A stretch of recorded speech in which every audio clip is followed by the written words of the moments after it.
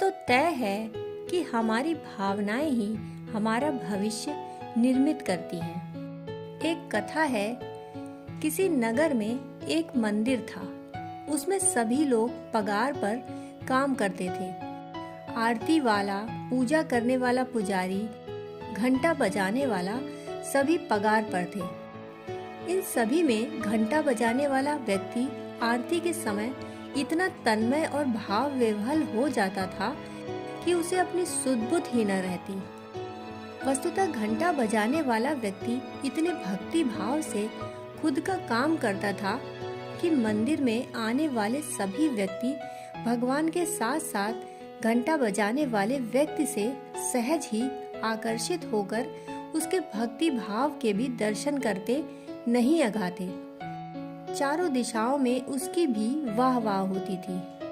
एक बार मंदिर का ट्रस्ट बदल गया और नए ट्रस्ट द्वारा निर्धारित नीति के अनुसार यह तय किया गया कि अब मंदिर में काम करने वाले सभी लोगों का पढ़ा लिखा होना जरूरी है। जो पढ़े लिखे नहीं हैं, उन्हें काम पर नहीं रखा जा सकेगा।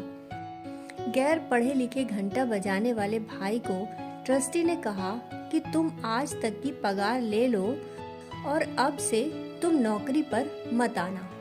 इस पर घंटा बजाने वाले व्यक्ति ने अत्यंत व्यथित होकर कहा, साहब, मैं भले ही पढ़ा लिखा नहीं हूँ, किंतु मैं अपना कार्य भक्ति भाव से करता हूँ। मुझे पगार की जरूरत नहीं है। मैं भगवान से लंबे अरसे से जुड़ा हुआ हूँ, इसलिए मुझे इस कार्य से पृथक न करें। ट्रस्टी ने कहा, तुम पढ़े लिखे नहीं हो, इसलिए तुम यह बात सुन लो कि अब हम तुम्हें आगे नहीं रख पाएंगे।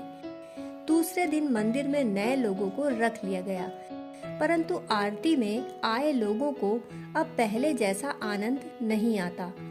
घंटा बजाने वाले पुराने व्यक्ति की सभी को कमी महसूस होती थी। कुछ लोग मिलकर उस व्यक्ति के घर गए और विनती की कि तुम आरती के समय मंदिर में अवश्य आया करो। उस भाई ने जवाब दिया, मैं आऊंगा तो ट्रस्टी को लगेगा कि नौकरी लेने के लिए आया है, इसलिए मैं नहीं आ सकूंगा। लोगों ने एक उपाय बताया कि मंदिर के बराबर सामने तुम्हारे लिए एक दुकान खोल देते हैं, वहां तुम बैठना और आरती के समय घंटा बजाने आ जाना, फिर कोई तुम्हें कुछ नहीं कहेगा। हम जानते हैं कि तुमको जीविकोपार्जन हेतु सहारे की सख्त जरूरत है। भक्तों के सहयोग और परामर्श के अनुसार उस भाई ने मंदिर के सामने दुकान शुरू की। प्रभु की कृपा से वह इतनी चली कि एक दुकान से 7 दुकान और 7 दुकान से बढ़कर वह थोड़े समय में ही एक फैक्ट्री का मालिक बन गया। देखते देखते ही सब कुछ बदल गया। अब वो आदमी नित्य मर्सिडीज गाड़ी से घंटा बजाने के लिए आता था। समय बीतता गया, यह बात भी पुरानी हो गई। मंदिर का ट्रस्ट फिर बदल गया। नए ट्रस्ट को मंदिर के जीर्णोद्धार के लिए दान की जरूरत थी। मंदिर के नए ट्रस्टी को विचार आया कि सबसे पहले उस फैक्ट्री के मालिक से बात करके देखते हैं। अतः ट्रस्टी फैक्ट्री के मालिक के पास गया और बताया कि मंदिर के जीर्णोद्धार हेतु लगभग 7 लाख रुपए व्यय होने का अनुमान है। फैक्ट्री के मालिक ने कोई सवाल किए बिना एक खाली चेक ट्रस्टी के हाथ में दे दिया और कहा, चेक भर लो। ट्रस्टी ने चेक भरकर उस फैक्ट्री मालिक को वापस दे दिया। फैक्ट्री मालिक ने चेक को देखा और उस ट्रस्टी को दे दिया। ट्रस्टी ने चेक को हाथ में लिया और कहा कि सिग्नेचर तो अभी बाकी है। मालिक ने कहा, मुझे सिग्नेचर करना नहीं आता है, लाओ अंगूठा लगा देता हूँ, वही चलेगा। यह सुनकर ट्रस्टी चौंक गया और कहा, साहब, आपने अनपढ़ होकर भी इतनी तरक्की की, यदि पढ़े लिखे होते तो कहाँ होते।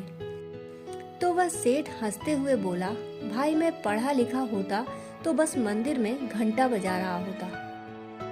इस कथा का सार यही है कि कार्य कोई भी हो, परिस्थिति कैसी भी हो, हमारी स्थिति हमारी भावनाओं पर निर्भर करती है।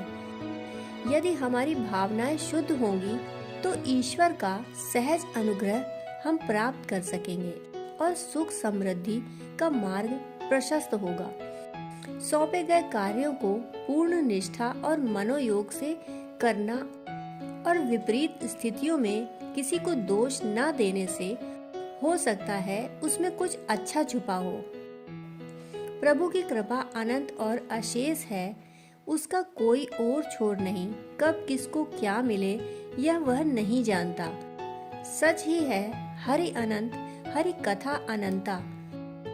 दोस्तों, कहानी सुनने के लिए आपका बहुत बहुत आभार।